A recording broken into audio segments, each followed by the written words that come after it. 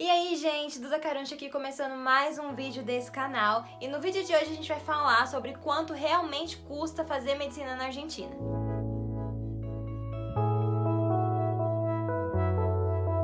Antes de começar esse vídeo, não se esqueça de se inscrever aqui no canal, de deixar o seu like e clicar no sininho de notificação para você ser avisado quando tiver vídeos novos, tá bom? Também envia esse vídeo para aquele seu amigo que tá doido para fazer medicina na Argentina com você, para ele já ir se informando também. Não se esqueça também de me seguir lá no meu Instagram, @dudacaruncho, e no Instagram da Future Doctor, que vocês sabem também que eu tô sempre por lá.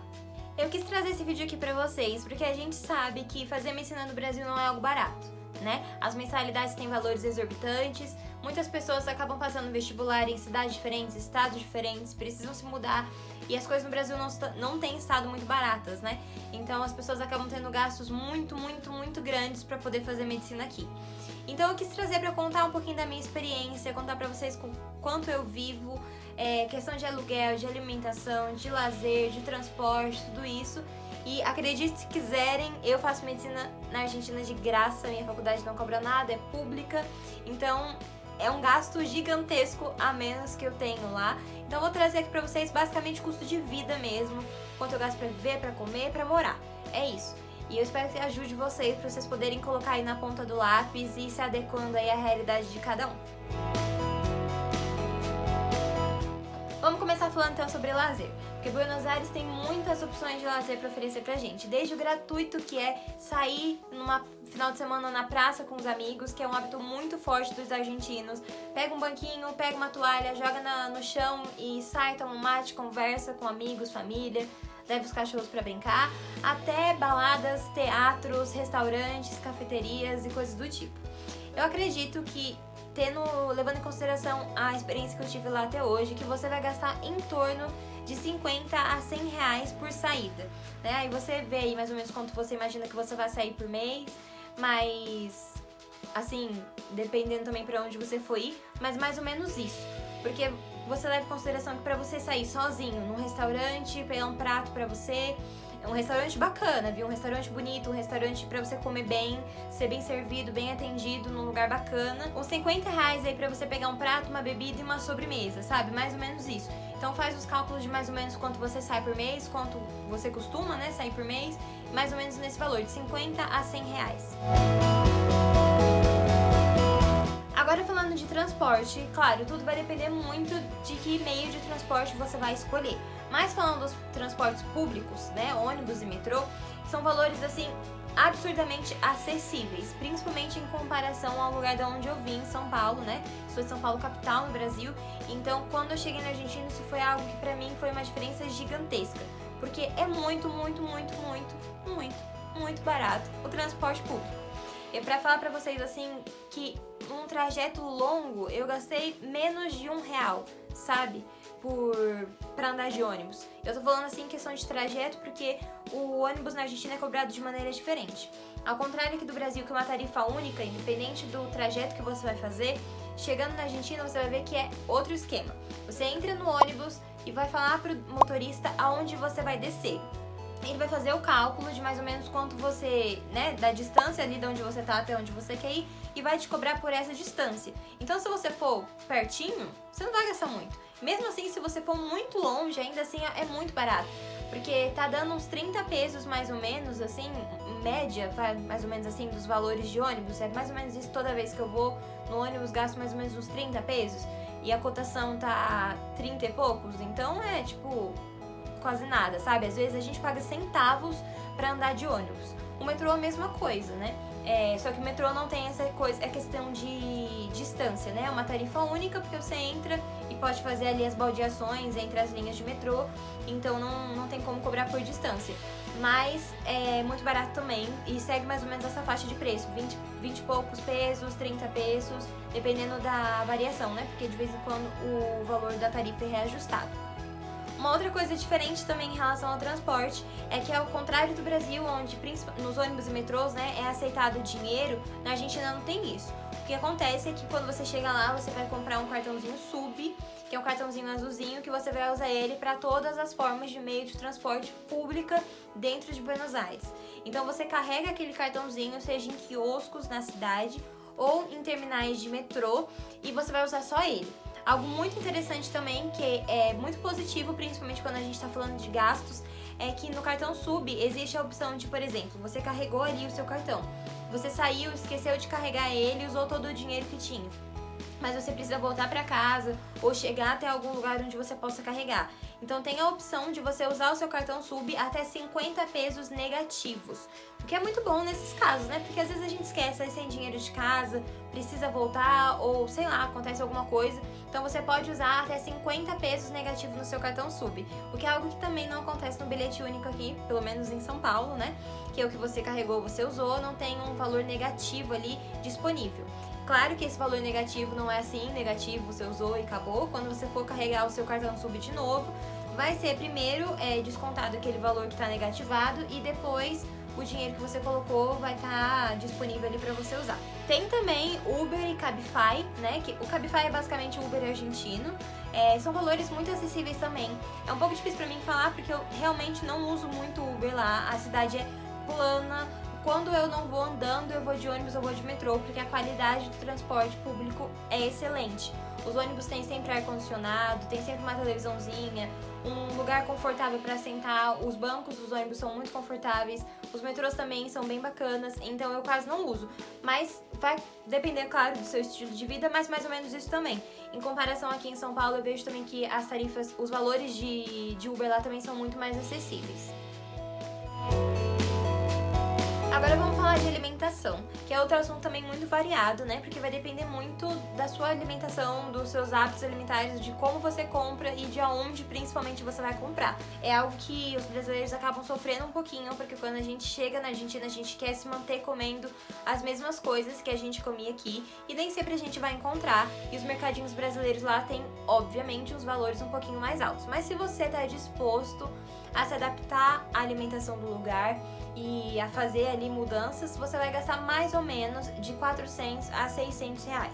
Isso depende se você vai fazer uma compra mensal muito grande, se você vai querer estocar alguma coisa ou não, ou se você vai comprar ali por semana, sabe? Isso é um hábito que eu tenho, que eu indico, é você fazer compras semanais. Claro, separa o dinheiro para fazer a compra mensal das coisas básicas, mas as coisas ali do dia a dia, vai comprando semanalmente, que você consegue ter um controle maior do quanto você está gastando e com o que principalmente você está gastando.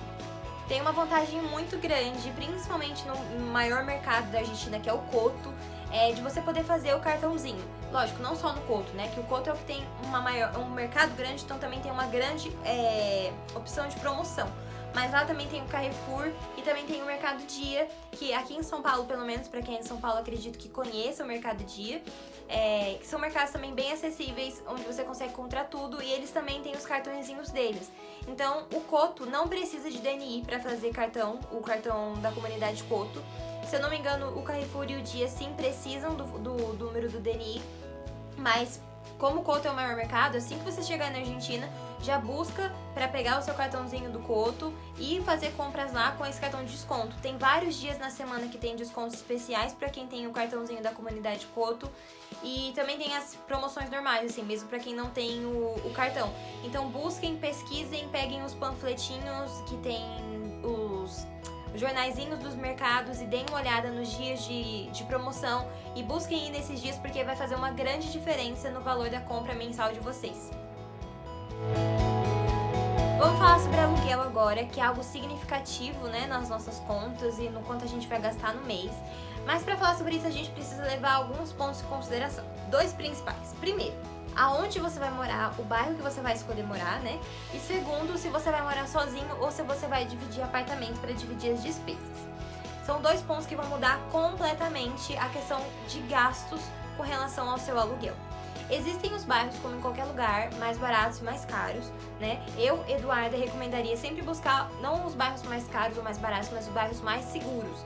Nem sempre esses bairros são os mais caros. É claro que quando a gente tá falando de Recoleta e Palermo, são bairros um pouquinho mais salgadinhos ali nos valores dos aluguéis, mas a qualidade de vida que você vai ter é indiscutível, né? De você estar ali num bairro onde tem coisas perto, uma verdureria, uma carniceria, um mercadinho para você correr quando precisar, alguma coisa assim. Também são bairros seguros, estão próximos da faculdade, estão numa zona central, onde não tem muito roubo, não tem assalto, não tem nada disso. Então busquem esses lugares. E aí, depois disso, né, depois de escolher um bom lugar para vocês morarem, decidir se vocês vão morar sozinhos ou não. Eu vou passar aqui pra vocês a média de gastos pra quem vive sozinho e pra quem divide. Se você for morar sozinho, você vai gastar um pouquinho mais, obviamente, porque todo o aluguel ali e as despesas do apartamento vão estar na sua conta. E mais ou menos você vai gastar entre R$ 1.200 a R$ 1.500. Isso dependendo do tamanho do apartamento, se vai ser um monoambiente, se vai ser um apartamento com quarto separado, com 2 quartos, o bairro, a localização, se o prédio tem porteiro, se não tem, tudo isso entra para afetar o valor do aluguel. Mas mais ou menos isso, de R$ 1.200 a R$ 1.500. Caso você decida dividir, obviamente, mais uma vez, isso também vai depender com quantas pessoas você vai dividir. Você vai morar sozinho num apartamento com uma outra pessoa? Você vai alugar um quarto num apartamento de uma outra pessoa? Ou você vai morar numa residência estudantil? Tudo isso depende. Pesquisem certinho, mas o valor vai mais ou menos de R$ 600 a R$ 800 de aluguel mensal. Outra questão também na hora de você escolher o apartamento é se o apartamento vai ser com mobília ou sem mobília. É lógico, eu indico, principalmente para quem tá chegando, buscar um apartamento que já seja mobiliado e que já tenha as despesas inclusas, como água, luz, internet, coisas do tipo. A grande maioria dos aluguéis que nós estrangeiros, né, fechamos lá, são com despesas inclusas. Geralmente a conta de água já vem inclusa, a conta de luz já vem inclusa, a internet já vem inclusa. Mas assim, esses gastos também são bem baixos para quem tem que pagar separado. Eu já conversei com pessoas que pagam as despesas separadas e gira mais ou menos em torno assim, de uns R$50, dependendo de quanto você gasta de água e de luz, mas mais ou menos isso. Então não vamos supor assim que seja 50 de água e 50 de luz, um mês você vai gastar R$100 das despesas da casa, fora o aluguel, né? Então busquem certinho isso daí. Também tem que prestar muita atenção se o valor do condomínio está incluso no aluguel ou não, tá? Porque muitas pessoas às vezes acabam deixando isso passar. E é algo importante, né? Porque quando você vai ver lá o valor do aluguel, presta atenção, porque às vezes tem o valor do aluguel e embaixo está escrito despesas. Essas despesas são o valor do condomínio e geralmente não, sempre, esse valor ele é somado ao valor do aluguel. Agora, para fechar assim, dar um geralzão nesse assunto, uma pessoa, como eu falei, dependendo de tudo isso que a gente conversou, mas a média entre morar sozinho, entre morar com outra pessoa, todos esses gastos de alimentação, de transporte, de lazer que a gente falou, vai entre R$ 1.500 a R$ 2.000. Você vai sim conhecer pessoas que vivem com muito mais do que isso, gente que tem gastos muito maiores, principalmente pessoas que pagam mensalidade. As pessoas que precisam pagar uma mensalidade na faculdade gastam aí entre R$3.000, R$2.500 a R$3.000 ou R$2.000 a R$3.000, né? Isso tudo que eu falei pra vocês é considerando uma pessoa como eu que não paga mensalidade, que faz faculdade pública. Então levem isso em consideração também. Mas assim, uma coisa que eu queria falar aqui pra vocês antes de finalizar esse vídeo é que existem sim pessoas que têm todos esses gastos, né? Que vivem gastando um pouco mais de dinheiro, que vivem num apartamento um pouco mais caro ou fazem compras num lugar um pouquinho mais caro. Mas isso não é determinante, tá? É tudo muito variado. Se você tem R$1.200, se você tem R$1.000 por mês, dá pra se virar. Você consegue procurar um lugar onde você divida apartamento, ou alugar um quarto só no apartamento de alguém, assim, buscar um apartamento só de meninas ou só de meninos, ou um lugar que você se sinta à vontade pra você alugar um quarto. Você consegue fazer compras num lugar mais barato, buscar os dias de promoção, não fazer tantas saídas no mês. Você consegue se organizar e montar um cronograma de gastos ali pra você que não seja tão exorbitante, que não seja tão alto. Então, não precisem levar em consideração pessoas que têm gastos enormes. Não desistam do sonho de vocês por esse motivo. Então, o vídeo de hoje foi isso, gente. Eu espero que tenha ajudado vocês a colocar na ponta do lápis os gastos e ter uma noção melhor, assim, mais real de como é e quanto custa realmente fazer medicina na Argentina, tá bom? Não se esqueçam de sair desse vídeo sem se inscrever no canal, sem deixar o like e sem clicar no sininho de notificação para vocês serem avisados quando tiver vídeos novos, tá bom?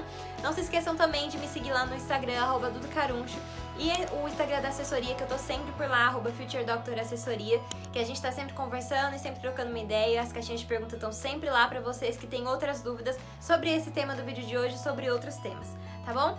Um beijão, até o próximo vídeo.